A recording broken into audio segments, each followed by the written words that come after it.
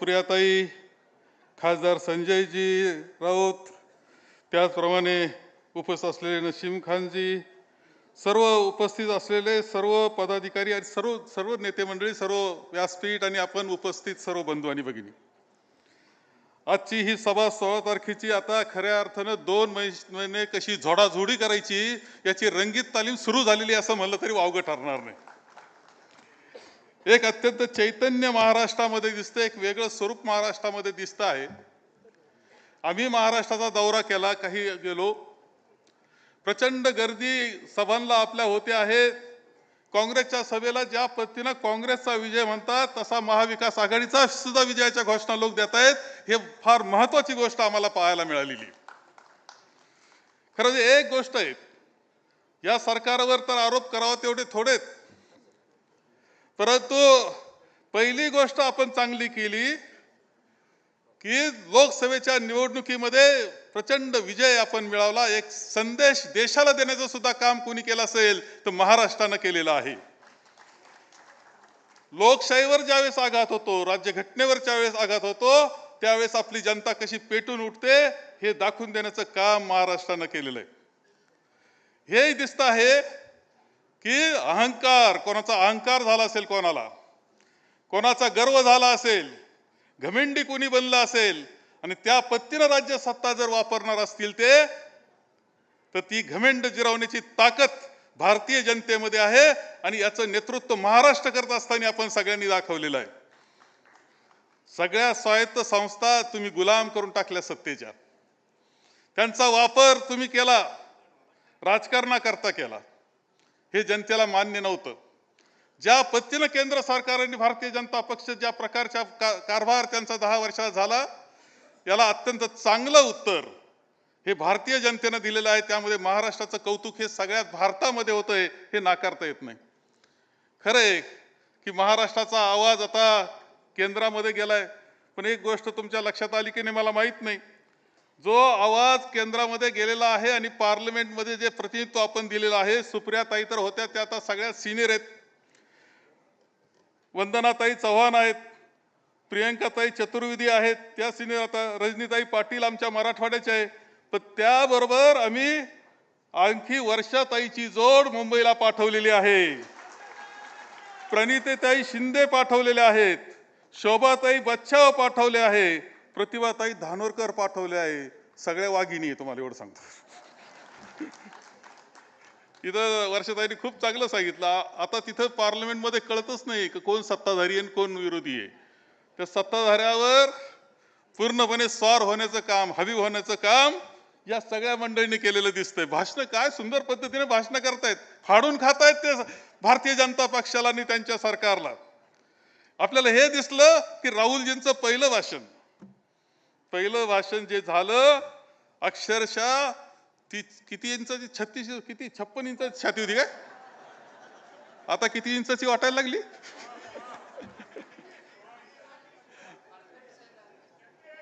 कारण आपण सगळे इंडिया आघाडीचे सगळे पाठीशी होते. राहुलजींची जी ताकद आहे इंडिया आघाडी म्हणून सुद्धा, ही ताकद एक वेगळ्या पद्धतीने आता काम करत असताना दिसते आहे पार्लमेंटमध्ये. आपल्या सगळ्यांना एक जबाबदारी आता आहे. लोकसभेमध्ये आपण धडा शिकवला, पण एक गोष्ट लक्षात ठेवा की अजूनही राज्यघटना आणि लोकशाही, कदाचित आता त्यांना धर्मनिरपेक्ष शब्द आठवायला लागलाय, सेक्युलर शब्द आठवायला लागलाय, इकडून तिकडून सेक्युलर, धर्मनिरपेक्ष असा शब्द वापरायला लागले, लोकशाही म्हणायला लागले. घटना त्यांना नको होती ती घटनेवर आता बोलायला लागले. कारण या देशातल्या लोकांना हे मान्य नाही की घटना कोणी मोडीत असेल, या लोकांना मान्य नाही की लोकशाही कोणी मोडीत असेल. या लोकांना धर्मनिरपेक्ष सुद्धा चांगली कळते, ह्या संस्कृतीचा तो भाग आहे. हे भारतीय जनतेनं दाखवून दिलेलं आहे. धर्माचं जातीचं राजकारण आता चालणार नाही हे सांगणार आहे. अशा पद्धतीचं ज्यावेळेस आपण एक संदेश दिलेला आहे, त्यामुळे हे शब्द आता आठवायला लागले, हे खरं आहे. परंतु तुम्हाला हे सांगतो की अजूनही त्यांची जी खरा जो हेतू आहे तो त्यांचा आहेच, की कशा पद्धतीनं मतं मिळवायचे आणि काही मुठभर लोकांकरता ती सत्ता वापरायची. हा हेतू भारतीय जनता पक्षाचा संपलेला नाही, हे सुद्धा लक्षात ठेवून आपल्याला काम करावं लागणार आहे. घटनावर अजूनही आघात होण्याची भीती आपल्याला आहे, लोकशाहीवर आघात होण्याची भीती आहे. कारण त्यांचा तो उद्देश आहे हे विसरून आपल्याला चालणार नाही. आणि म्हणून आताच्या विधानसभेच्या निवडणुकीमध्ये सुद्धा आपल्याला जे काम करायचंय ते आता मी फार चैतन्य मी पाहतोय महाराष्ट्रामध्ये. लोक आपल्या बरोबर दिसत आहेत. लोकसभेपेक्षा ज्यादा ताकद आपल्याला ते देण्याच्या तयारीत आहे. फक्त आपण कसं व्यवस्थित गेलो याला महत्व राहणार आहे. आपल्याला व्यवस्थित जावं लागणार आहे. कारण याला कारण काय असं आम्ही ज्यावेळेस पाहिलं, ज्यावेळेस अहंकारी सत्ता बुडवायची ती त्यांना, परंतु आता त्यांना हे बेकायदेशीर सरकार जे काम करते आता राज्यावर, हेच बुडवण्याची जबाबदारी जनतेने स्वतः घेतलेली आहे. तुम्हाला या निमित्तानं सांगतो. एकंदर पाहतो आपण ज्या पद्धतीचं गठन राज्य शासनाचं झालं हे बिलकुल मान्य नाही लोकांना, बिलकुल मान्य नाहीये. अजूनही गावापर्यंत, खेड्यापर्यंत, शेवटच्या पारावरच्या माणसापर्यंत 50 खोके एकदम ओके हे पोहोचलेलं आहे. लोक विसरलेले नाहीये. तुम्ही मुंबईकर बरेचसे तुम्हाला माहित नसेल, आमचा बैलाचा पोळा असतो, गमतीनं काहीतरी लिहित असतात. त्या बैलाच्या पोळ्यावर सुद्धा अक्षर लिहिली होते 50 खोके एकदम ओके. आता काय सांगावं तुम्हाला. ही अवस्था आहे. याच्यामध्ये बेकायदेशीर आहे आणि नैतिक दृष्ट्या सुद्धा चुकीच्या पद्धतीनं भारतीय जनता पक्षाने राजकारण केलेलं आहे हे लोकांना माहिती आहे, जाणवलेलं आहे. आणि महाराष्ट्राला ते मान्य नाहीये. त्यानंतर सुद्धा ज्या पद्धतीनं जाऊन मिळाले राष्ट्रवादीची फोड करून, खरी राष्ट्रवादी खरी शिवसेना हेच हे जनतेनं दाखवून दिलेलं आहे.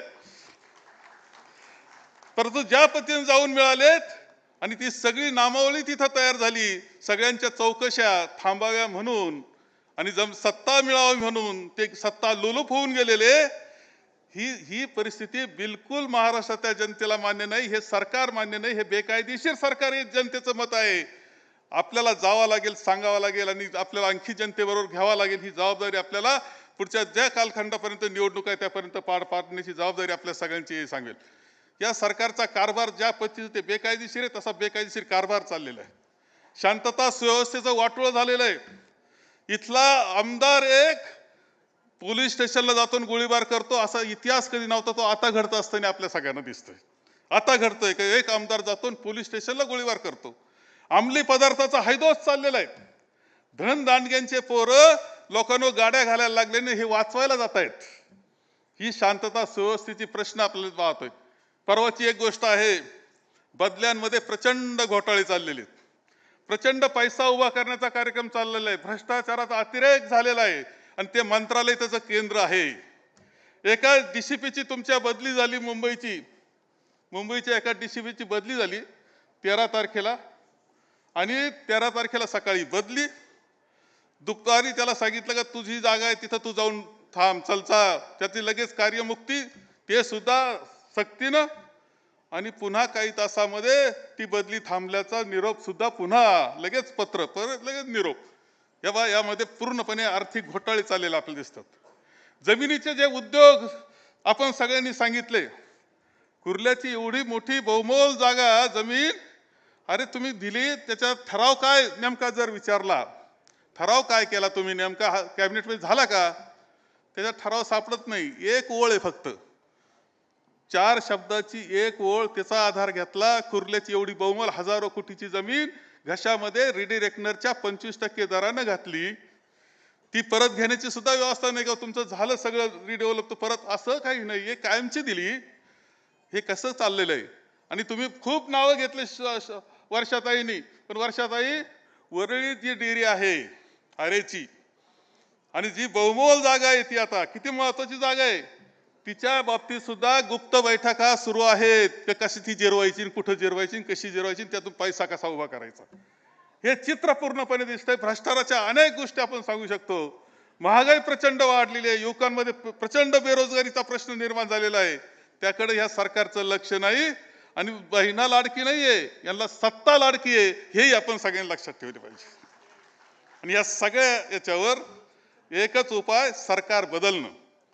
तुम्हाला खरं सांगतो की उद्धवजींचं भाषण आहे सुरुवातीचं, त्यामध्ये मी पुन्हा एकदा सांगेल की या सत्तेनं केलेलं कामं आणि घोटाळे हे सांगत असताना 2.5 वर्षाचा आमचा कालखंड सुद्धा जाणीवपूर्वक तुम्ही सांगितला पाहिजे की पहिल्या 8 दिवसामध्ये शेतकऱ्यांचं कर्ज माफ केलं, विनासायास त्याच्या खात्यात जाऊन पैसे पडले. 2 वर्ष आमचे गेले कोरोनामध्ये. आम्ही अनेक प्रश्न निर्माण झाले होते. परंतु त्या प्रश्नामध्ये सुद्धा आम्ही ज्या पद्धतीनं लक्ष घातलं गेलं आणि कोरोनाच्या संकटामध्ये ज्या पद्धतीनं राज्याला सांभाळलं, कुटुंबाला सांभाळलं, उद्धवजींचे ते भाषण अजूनही कुटुंबापर्यंत तुम्हाला पोहोचलेलं तुम्हाला सांगतो. कुठेतरी कुटुंब प्रमुख आपल्याशी बोलतो असं वाटतं. आपण ह्याही गोष्टी लोकांपर्यंत पोहोचवलं पाहिजे की जे काम आम्ही चांगल्या प्रकारचं केलेलं ते सांगण्याची जबाबदारी आपली आहे. या सरकारचे घोटाळे सांगायचे, यांचा बेकायदेशीर स्वरूप सांगायचं, हे सरकार कसं जनतेला मान्य नाही हे समजून सांगायचं आणि यांचे घोटाळे सांगून यांना कायम हद्दपार करण्याचं काम आपल्याला येत्या निवडणुकीमध्ये करायचं. त्याची सुरुवात आज प्रचाराची आपण करतो आहोत. आपल्या सगळ्यांना खूप शुभेच्छा देतो आणि माझे 2 शब्द संपवतो. देश विदेशातील प्रत्येक घडामोडींचे लाईव्ह अपडेट मिळवण्यासाठी आता साम टीव्हीच्या सर्व सोशल मीडिया प्लॅटफॉर्मला लाईक, फॉलो आणि सबस्क्राईब करा. तसंच सर्व नोटिफिकेशनसाठी बेल आयकॉन प्रेस करायला विसरू नका.